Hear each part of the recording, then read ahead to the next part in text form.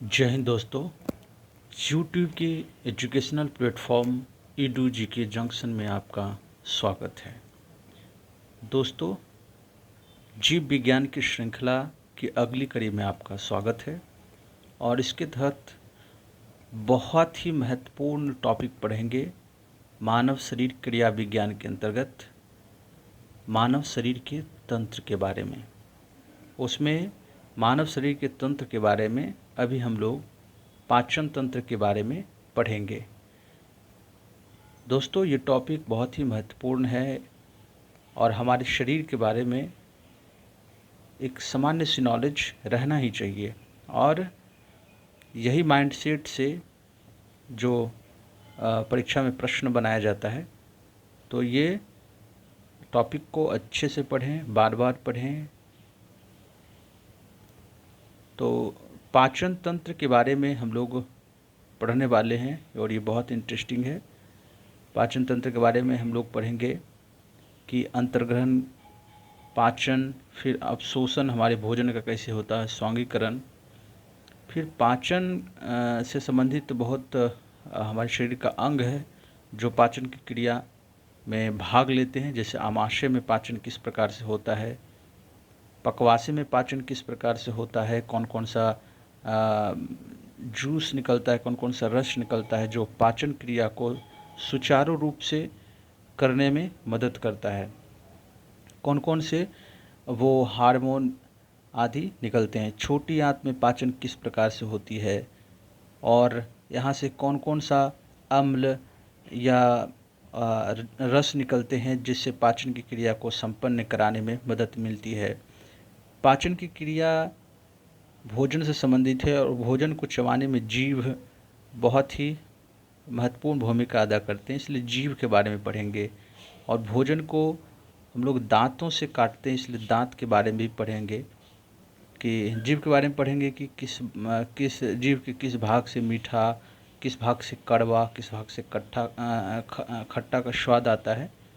और दांत कितने प्रकार के होते हैं, 16 दांत मनुष्य के जिस तरह से 32 दांत होते हैं, दूध के कितने दांत होते हैं, इस तरह से दांत का कुछ सूत्र होता है और उस मनुष्य के दंत का सूत्र पढ़ेंगे भी।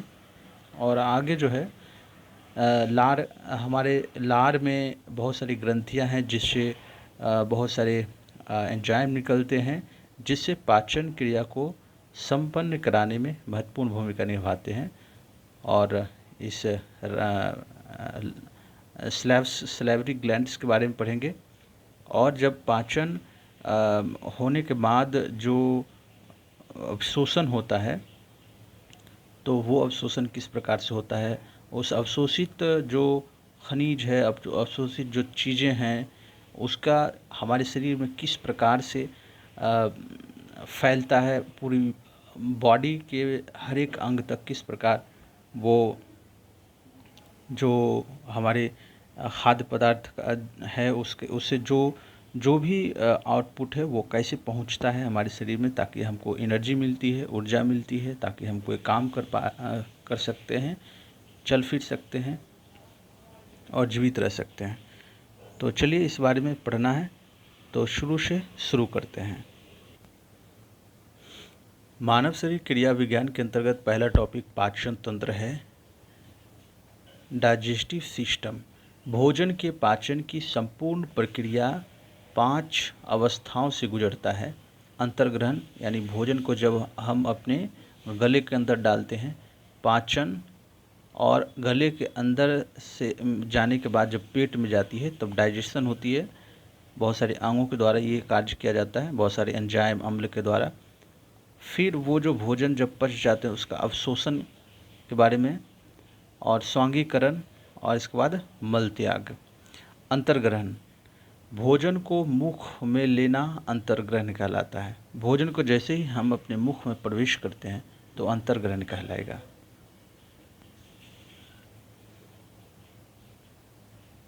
उसके बाद है पाचन, डाइजेशन। मनुष्य में भोजन का पाचन मुख से प्रारंभ होता है। मनुष्य में भोजन का पाचन जैसे ही मुंह में लेते हैं वहाँ से प्रारंभ हो जाता है और यह छोटी आंत तक जारी रहता है।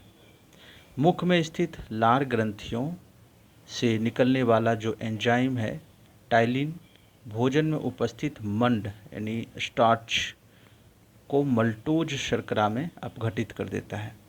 फिर माल्टेज एंजाइम माल्टोज शर्करा को ग्लूकोज में परिवर्तित कर देती है। लाइसोजाइम नामक एंजाइम भोजन में उपस्थित हानिकारक जीवाणुओं को नष्ट कर देता है। इसके अतिरिक्त लार में उपस्थित शेष पदार्थ बफर कार्य करते हैं। इसके बाद भोजन आमाशय में जाता है। तो ऊपर जो हम लोग पढ़े हैं उसको एक बार फिर पढ़ने की कोशिश करेंगे ताकि वो हमारे दिमाग में रहे। तो सबसे पहले हम लोग पढ़े थे क्या पाचन तंत्र के बारे में। पाचन तंत्र जो है संपूर्ण भोजन के पाचन की संपूर्ण प्रक्रिया 5 अवस्थाओं से गुजरता है। अंतर्ग्रहण, पाचन, अवशोषण, स्वांगीकरण और मल त्याग। फिर अंतर्ग्रहण के बारे में पढ़ रहे थे। भोजन को मुख में लेना अंतर्ग्रहण कहलाता है। फिर पाचन, मनुष्य में भोजन का पाचन मुख से ही प्रारंभ हो जाता है और यह छोटी आंत तक जारी रहता है। मुख में स्थित लार ग्रंथियों से निकलने वाला एंजाइम टाइलिन भोजन में मंड को मल्टोज शर्करा में परिवर्तित करता है। जो हमारे मुंह में स्थित लार ग्रंथियां हैं उससे निकलने वाला एंजाइम का नाम क्या है? टाइलिन है। और ये टाइलिन जो है कि भोजन में जो मंड यानी स्टार्च है, स्टार्च को मल्टोज शर्करा में हमारे लार ग्रंथियों में से निकलने वाला एंजाइम टाइलिन मंड को स्टार्च शर्करा में अपघटित कर देते हैं। फिर माल्टेज नामक एंजाइम मल्टोज शर्करा को ग्लूकोज में परिवर्तित कर देती है। हमारी लार में ही लाइसोजाइम नामक एंजाइम होता है जो भोजन में उपस्थित हानिकारक जीवाणु हो अगर आ जाते हैं तो उसको नष्ट कर देते हैं। इसके अतिरिक्त लार में उपस्थित शेष पदार्थ बफर का कार्य करते हैं। इसके बाद भोजन आमाशय में पहुंचता है। आगे आमाशय में भोजन का पाचन। आमाशय अष्टमक यानी पेट जिसको कहते हैं अष्टमक। आमाशय में भोजन का पाचन। आमाशय में भोजन लगभग 4 घंटे तक रहता है।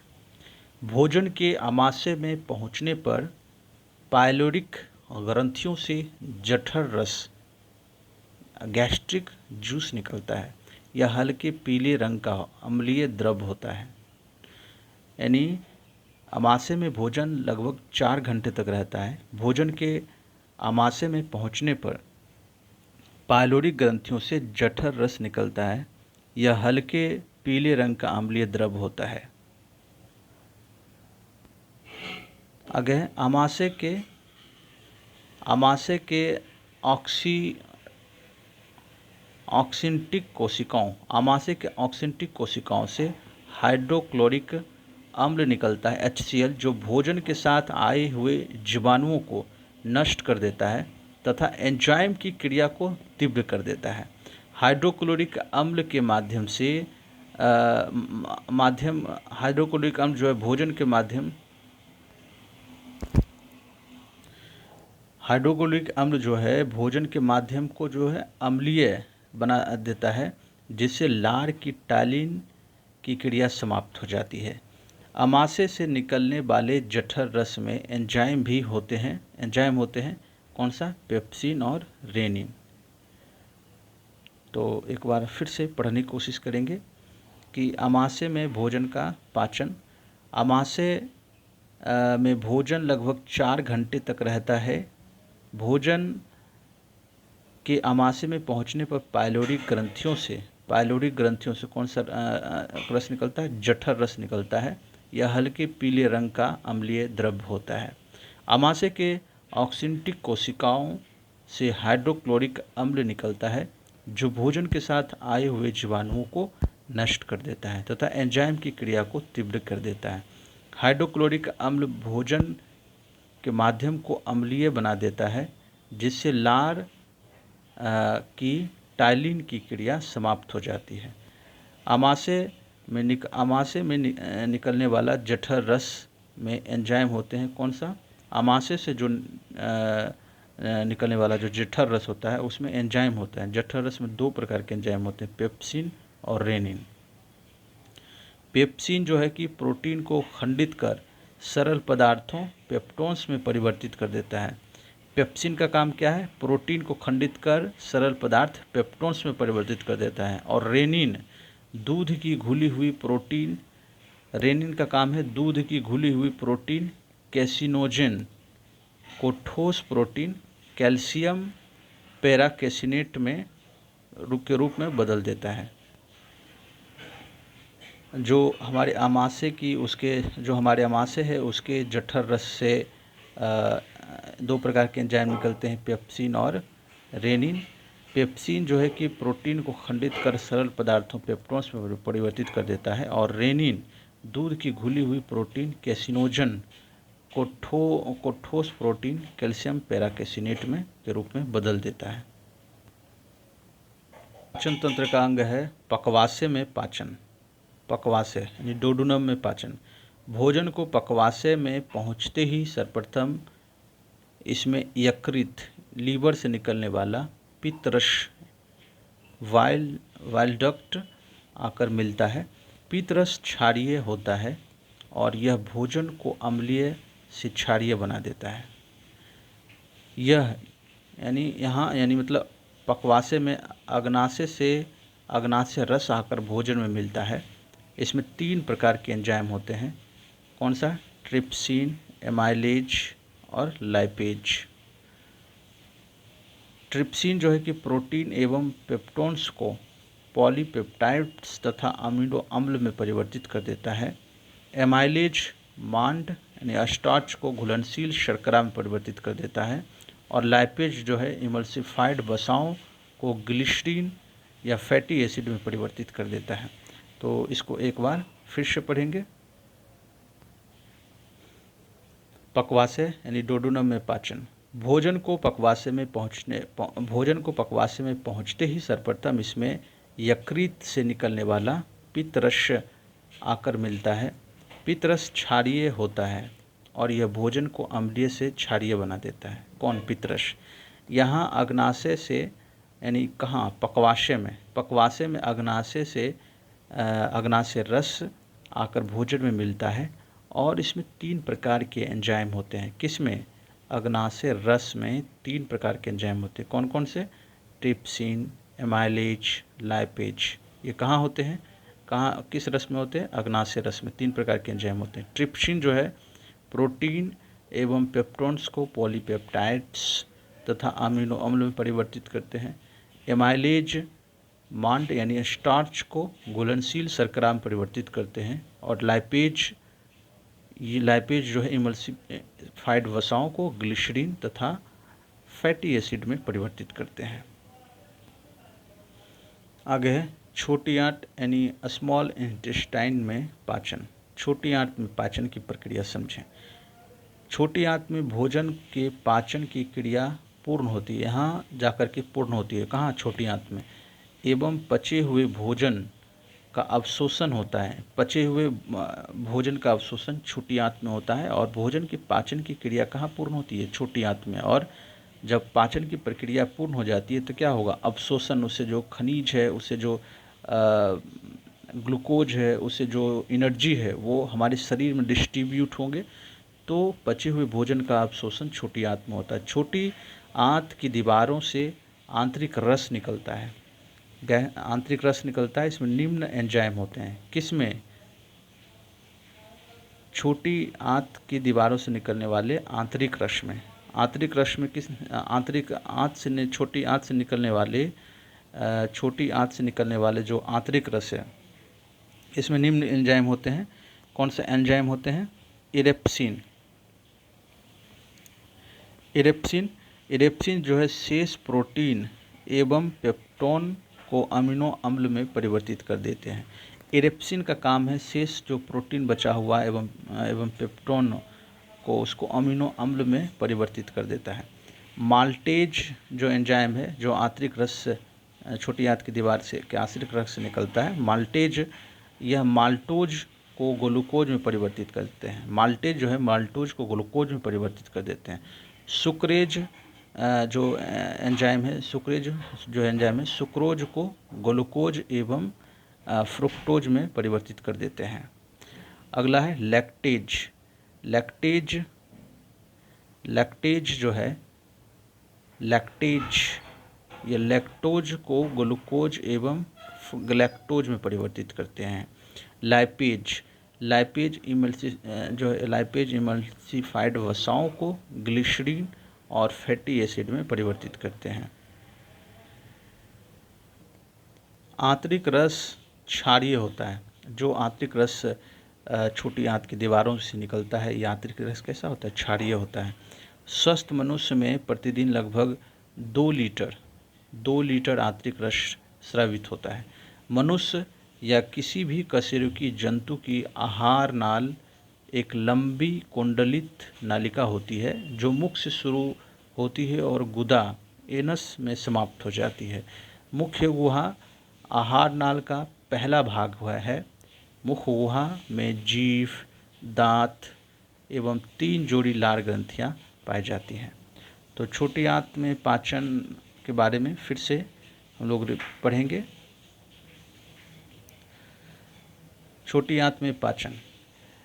यहाँ छोटी आंत में भोजन के पाचन की क्रिया पूर्ण होती है एवं पचे हुए भोजन का अवशोषण छोटी आंत में ही होता है। छोटी आंत की दीवारों से आंतरिक रस निकलते हैं, इनमें एंजाइम पाए जाते हैं। छोटी आंत की दीवारों से जो आंतरिक रस निकलता है उसमें पहला एरेप्सिन शेष प्रोटीन एवं पेप्टोन्स को अमीनो अम्ल में परिवर्तित करते हैं। माल्टेज निकलता है, माल्टोज को ग्लूकोज में परिवर्तित करते हैं। सुक्रेज निकलता है, सुक्रोज को ग्लूकोज एवं फ्रुक्टोज में परिवर्तित करते हैं। लैक्टोज नामक एंजाइम निकलते हैं, लैक्टोज को ग्लूकोज एवं ग्लैक्टोज में परिवर्तित करते हैं। फिर अगला है लाइपेज नामक एंजाइम निकलते हैं आंतरिक रस से। यह लाइपेज नामक एंजाइम एमल्सिफाइड वसाओं को ग्लिसरीन तथा फैटी एसिड में परिवर्तित करते हैं। आंतरिक रस क्षारीय होता है। स्वस्थ मनुष्य में प्रतिदिन 2 लीटर आंतरिक रस स्रावित होता है। मनुष्य या किसी भी कशेरुकी जंतु की आहार नाल एक लंबी कुंडलित नालिका होती है जो मुख से शुरू होता है और गुदा में समाप्त हो जाती है। मुख गुहा आहार नाल का पहला भाग है। मुख गुहा में जीभ होते हैं, दांत होते हैं और 3 जोड़ी लार ग्रंथियां पाई जाती है। आगे जीभ के बारे में पढ़ेंगे। जीभ यानी टंग। जीभ जो है का हमारे पाचन में क्या काम है? जीभ मुख गुहा के फर्श पर स्थित एक मोटी एवं मांसल रचना है। जीभ के ऊपरी सतह, जो हमारे जीभ हैं उसके ऊपरी सतह पर कई छोटे छोटे अंकुर यानी पेपिली होते हैं जिन्हें स्वाद कलियाँ कहा जाता है। मतलब हमारे जीभ पर छोटे छोटे अंकुर होते हैं और जैसे स्वाद कलियाँ यानी टेस्ट वर्ड्स कहते हैं। इन्हीं स्वाद कलियों द्वारा मनुष्य को भोजन के विभिन्न स्वादों जैसे मीठा, कड़वा, खट्टा आदि का ज्ञान होता है। जीभ के अग्रभाग से मीठे का स्वाद का पता चलता है, पश्च भाग यानी पिछले भाग से कड़वे का पता चलता है और तथा बगल के भाग से जो है कि खट्टे स्वाद का आभास होता है। जीभ में अपनी गति के कारण भोजन को निगलने में मदद करता है। यानी जीभ जो है गति करके भोजन को निगलने में हमारी मदद करते हैं। तो हम लोगों ने पढ़े हैं कि जीभ में जो कलियां पाई जाती हैं बहुत सारे, और ये कलियां जो है कि स्वाद ग्रंथियां होती हैं। तो इस प्रकार से हमारा जीभ है। तो ये जीभ जो है इसमें जो अगला भाग है, जो ये आगे वाला भाग है, यहाँ से मीठा स्वाद पता चलता है और जो पिछला हिस्सा है जीभ का, और जैसे जो पिछला हिस्सा है जीभ का उससे कड़वा स्वाद पता चलता है। ये मान लीजिए ये आगे का हिस्सा है और ये पीछे का हिस्सा है, तो इससे कड़वा का पता चलेगा, कड़वा स्वाद का पता चलेगा। और बगल के दोनों हिस्सों से जो है खट्टे आभास का पता चलेगा। जैसे ये बगल और ये बगल भी खट्टा का पता चलेगा और ये बगल से भी खट्टा का पता चलेगा। तो आगे भाग से मीठा, पीछे भाग से कड़वा और बीच के दोनों बगल के भाग से जो है खट्टा स्वाद का पता चलेगा। फिर दांत के बारे में पढ़ेंगे कि दांत हमारे पाचन में क्या कैसे मदद करते हैं और दांत कितने प्रकार के होते हैं, दांत क्या होते हैं। मुख गुहा के ऊपरी और निचले दोनों जबड़ों में दांतों की एक एक पंक्ति पाई जाती है। मनुष्य के दांत गर्तदंती, द्विवारदंती तथा विषयदंती होते हैं। मनुष्य के एक जबड़े में, एक तरफ के जबड़े यानी ऊपर के जबड़े में 16 दांत और नीचे के जबड़े में 16 दांत यानी कुल 32 दांत होते हैं। जब जबड़े के प्रत्येक ओर 2 कृंतक यानी इंसीजर, 2 एक रदनक, 2 अग्रचवर्णक, 3 चवर्णक दांत पाए जाते हैं। मनुष्य के दांत दो बार निकलते हैं। पहले शैशव अवस्था में 20 दांत निकलते हैं यानी दूध के दांत की संख्या 20 होती है, जिन्हें दूध का दांत यानी मिल्की टूथ कहते हैं। वयस्क अवस्था में जब वयस्क हो जाते हैं तो 32 दांत हो जाते हैं, 32 दांत निकलते हैं, वो दूध के दांत टूट जाते हैं। और आगे कुछ दंत सूत्र है। दंत सूत्र, मनुष्य का दंत सूत्र इस प्रकार से है। इंसीजर 2/2 यानी 2 इंसीजर ऊपर, 2 इंसीजर नीचे। और उसके बाद केनाइन, केनाइन जो है कि 1/1 यानी 1 केनाइन ऊपर, 1 केनाइन नीचे। यानी इंसीजर का मतलब होता है, इंसीजर का हिंदी होता है कृंतक, कृंतक।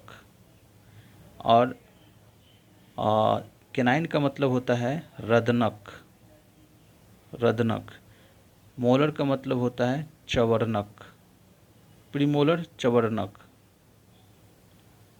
अग्र चवर्णक प्रीमोलर, और मोलर का मतलब होता है चवर्णक। तो हमारे जैसा कि हम लोग जानते हैं कि 2 जबड़े होते हैं, एक ऊपर एक नीचे, और ऊपर में जो है कि इस तरह से 16 दांत और नीचे में भी ये 16 दांत पाए जाते हैं। तो जो है कि एक इंसीजर जो है 2/2 यानी 2 इंसीजर ऊपर, 2 इंसीजर नीचे, 2 केनाइन, 1 केनाइन ऊपर, 1 केनाइन नीचे। प्रीमोलर 2 प्रीमोलर ऊपर, 2 प्रीमोलर नीचे। मोलर 2 ऊपर 2 नीचे। और इस प्रकार से 16 ऊपर 16 नीचे, टोटल 32 दांत। आगे है कि जो ये दांत की जो ऊपरी हिस्से या शिखर में इनामेल जो है, इनामेल का एक चमकीला स्तर पाया जाता है जो दांत की सुरक्षा प्रदान करता है। इनामेल जो है मानव शरीर का सबसे कठोर भाग है। हमारे दांत का जो ऊपरी भाग है जो चमकते रहता है, उजला टाइप का, वो उसमें वो एनामेल का होता है। और एनामेल मानव शरीर का सबसे कठोर भाग होता है। आगे है लार ग्रंथियाँ यानी स्लेवरी ग्लैंड्स। और लार ग्रंथियाँ पढ़ेंगे हमारे पाचन में क्या इनका योगदान है, काम है। मनुष्य में 3 जोड़ी लार ग्रंथियाँ पाई जाती है। कितनी जोड़ी? मनुष्य में 3 जोड़ी लार ग्रंथियाँ पाई जाती है। पहली जोड़ी लार ग्रंथि जिह्वा के दोनों ओर, मतलब हमारे जीभ के दोनों, 3 जोड़ी लार ग्रंथियाँ हमारे मुंह में पाई जाती हैं। और इसमें पहली जो जोड़ी लार ग्रंथियाँ हैं वो जिह्वा के दोनों ओर एक एक की संख्या में उपस्थित होते हैं, जो सबलिंगुअल ग्लैंड्स के नाम से जानी जाती हैं। दूसरी जोड़ी लार ग्रंथियाँ निचले जबड़े के मध्य में मैक्जिल अस्थि के दोनों ओर एक एक की संख्या में उपस्थित होती है, जो सब मैक्सिलरी ग्लैंड्स के नाम से जानी जाती है। तीसरी जोड़ी जो है कि लार ग्रंथियाँ दोनों कानों के नीचे एक एक की संख्या में उपस्थित होती है, जो पैरोटिड ग्लैंड्स के नाम से जानी जाती है। मनुष्य के लार यानी स्लाइवा में लगभग 99% जल तथा शेष 1% एंजाइम होता है। लार में मुख्यतः 2 प्रकार के एंजाइम होते हैं। कौन से? टाइलिन और लाइसोजाइम। लार में मुख्यतः 2 प्रकार के एंजाइम होते हैं, टाइलिन और लाइसोजाइम। तो ये इम्पोर्टेंट है कि लार में 2 प्रकार के एंजाइम होते हैं, टाइलिन और लाइसोजाइम। तो एक बार फिर से लार को पढ़ लेते हैं। यानी लार ग्रंथियाँ स्लेवरी ग्लैंड्स, मनुष्य में 3 जोड़ी लार ग्रंथियाँ पाई जाती है। पहली जोड़ी लार ग्रंथि जिह्वा के दोनों ओर और एक एक की संख्या में उपस्थित होती है, जो सबलिंगुअल ग्लैंड्स के नाम से जानी जाती है। दूसरी जोड़ी लार ग्रंथियाँ निचले जबड़े के मध्य में मैक्सिल अस्थि के दोनों ओर एक एक की संख्या में उपस्थित होती है, जो सब मैक्सिलरी ग्लैंड्स के नाम से जानी जाती है। तीसरी जोड़ी लार ग्रंथियाँ दोनों कानों के नीचे एक एक की संख्या में उपस्थित होती हैं, जो पैरोटिड ग्लैंड्स के नाम से जानी जाती है। मनुष्य के लार श्लाइवा में लगभग 99% जल तथा शेष 1% एंजाइम होती हैं। लार में मुख्यतः 2 प्रकार के एंजाइम पाए जाते हैं, टैलिन एवं लाइसोजाइम। आगे पढ़ेंगे अवशोषण।